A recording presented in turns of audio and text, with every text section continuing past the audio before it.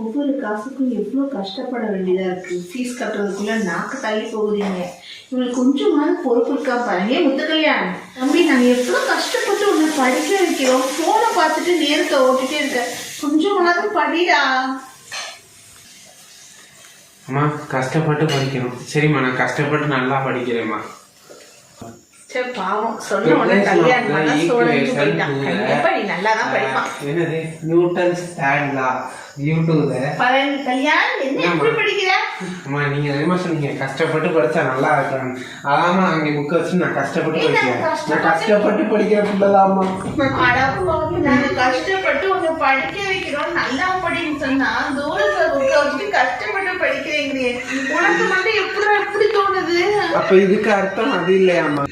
என்ன மீனா ரொம்ப நேரம் சாமி போட்டாவே பாத்துக்கிட்டே இருக்க? ஆமாங்க, அம்பாளை பார்த்துக்கிட்டே இருக்கலாம் போல இருக்கு. என்ன எதுவும் கோயிலுக்கு எதுவும் போகணுமா?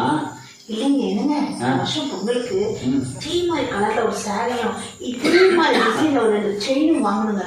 எவ்வளவு அழகா இருக்குல்லங்க. அங்க சுத்தி இங்க சுத்தி டிசைன் பாக்குறது இப்ப சாமிகிட்டே பார்க்க ஆரம்பிச்சிட்டீங்களா?